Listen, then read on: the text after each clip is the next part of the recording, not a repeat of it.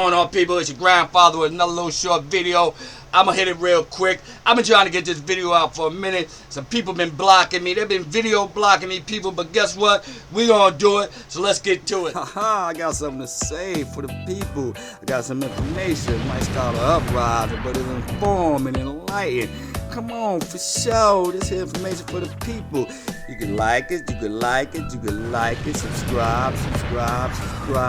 You keep it to yourself or give it away. I'd rather give it away, because this information for the people, for sure. Good morning, good afternoon, good evening, people. Whatever part of the day you find yourself in, I love you. So let's get to it, people. I got a few things on my mind. Firstly, I want to talk about Mr. Bill Cosby and the situation he find himself in.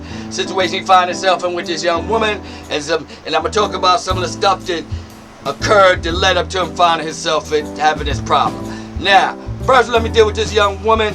We have this young woman. Apparently she found herself in a room with Mr. Bill Cosby. A room, a back lot, a studio. I don't know.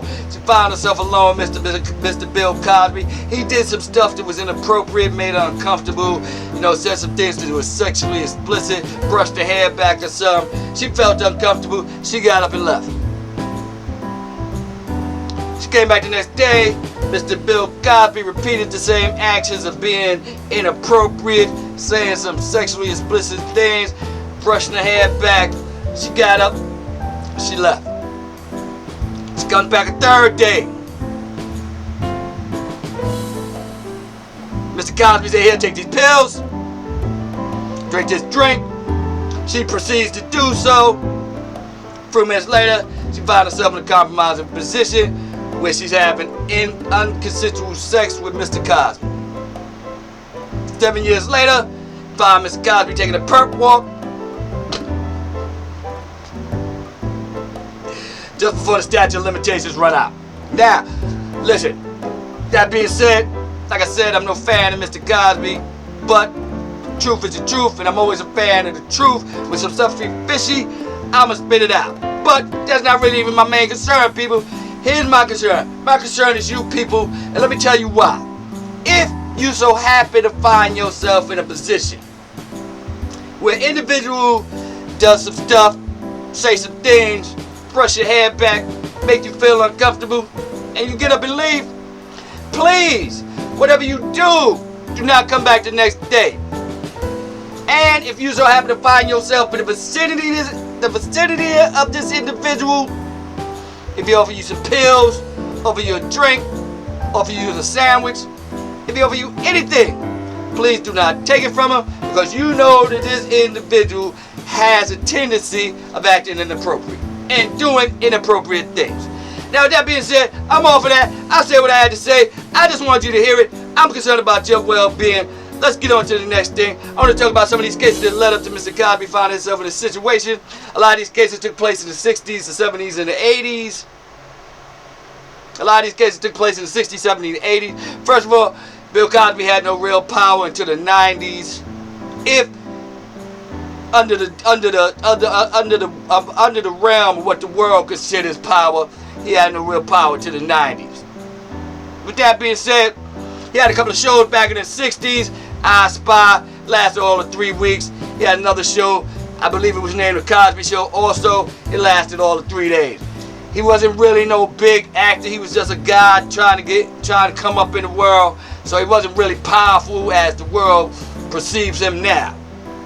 With that being said, I don't care how powerful Mr. Cosby was today. Definitely not back in the 60s. Was Mr. Cosby a black man going around dropping pills and raping white women? It just wasn't going to happen. It's no way in the world. I want to meet the black man that was running around in the 60s dropping pills in white women drinks and raping them. I can't meet him. He dead. He hanging from a tree.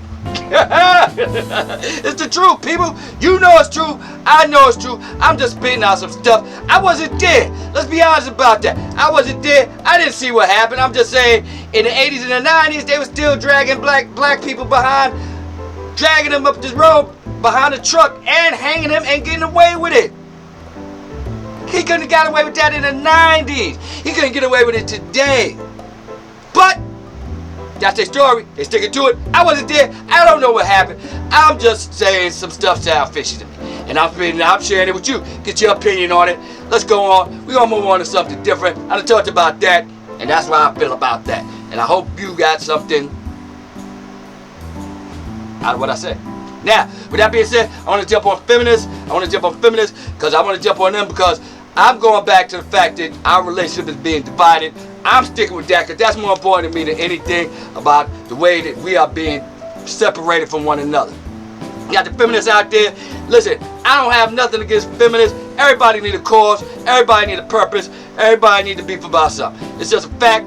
That's what we build upon. We about beefing about stuff in order for stuff to change, in order for things to get supposedly better. But that's what we supposed to be doing. But when you working, because I'm not there, I don't know. So a lot of stuff is just by assumption. But when you might have somebody working behind you in order to propagate these messages, you got to kind of question them. Listen, the problem I have with feminists is this. They got a thing where they say that all men are rapists, little boys need to be taught now how to rape, and it's just another way to separate us, to keep us distrustful of one another, men and women distrustful of men. This is the angle that's being set up. Now listen, hey, I'm not there. I don't really know the full details of who putting these messages out, but they're coming out and they're creating a divide between me and you. Now listen, I wasn't there. Gloria Steinem, supposedly she had the CIA behind her. A lot of her messages was good because this was what was going on at the time. It was maybe a wage gap in how women was being paid differently from men. But that's not going on today. Most of the stuff that's coming out about men today is just to bash them, to make them look bad. Now, with that being said, we get to offset of a group of men calling themselves Meninism. I don't know if that's a name. I think it's Motow. I think it's M-O-T-O-W, Meninism. I don't know. It's just in response to the feminists giving them such a hard time. They telling men not to marry women, to stay separate, to not to even deal with women because you might find yourself with a battery charge or a rape charge. So they want to put the distance between men and women also. Listen, I don't know if this is part of the plan. It might have just been a reaction to the feminists, but it's something that's going on and it's working. It's not working to bring us closer. It's creating more divide. Me personally, I think it's just a response to the feminists, but it could be part of the plan. Then a better plan than I thought it was. Now, with that being said, this stuff is going on. People are working hard to come up with new ways and new plans and new plots to keep us apart. You might not want to believe it. I'm just telling you, the way to control the people is by separating them. Listen, these guys are just in response. You know what I'm saying? They like, hey, listen, I'm not going to take this abuse no more. I'm not going to take this abuse no more. You're not going to keep calling me a rapist and a batterer. So we're going to respond and we're just not going to mess with you at all. But in response, this is how things occur. People start responding to it. Just like women start, they telling women, if a guy say hello to you, it's a problem. He done raped you.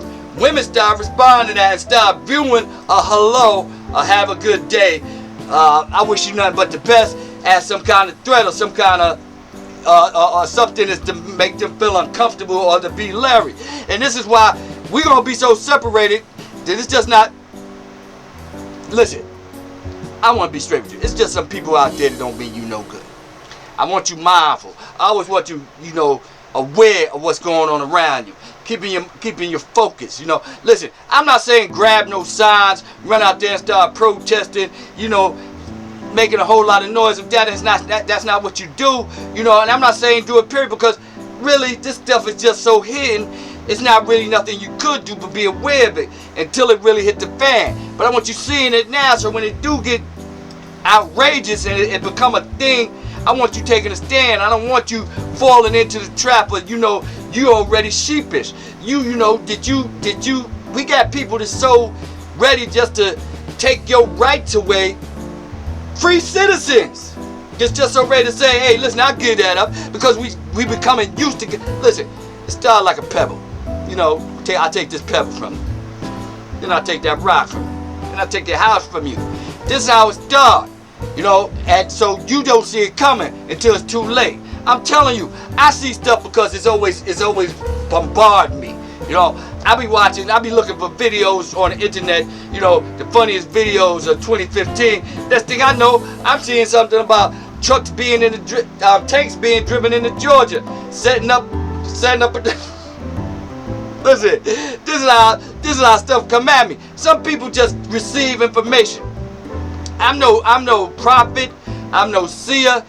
Information just comes my way, and I know, hey listen, I believe in God, and I know the Father got my back, so I know some stuff come to me because of him. But I'm telling you, just as a citizen of these United States, to be mindful. Listen, you don't have to believe in nothing but the well-being of your fellow man. To be cautious, to be mindful. And that's all I want for you. Listen, your well-being is my main concern, and I say it continuously.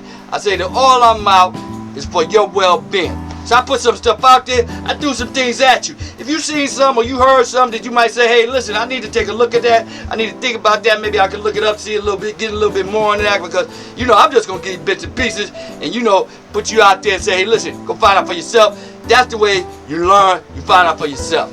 Now, I just do some stuff out there. I said some things. If you heard something, hey, listen, I'm grateful. God loves you, and so do I. Peace.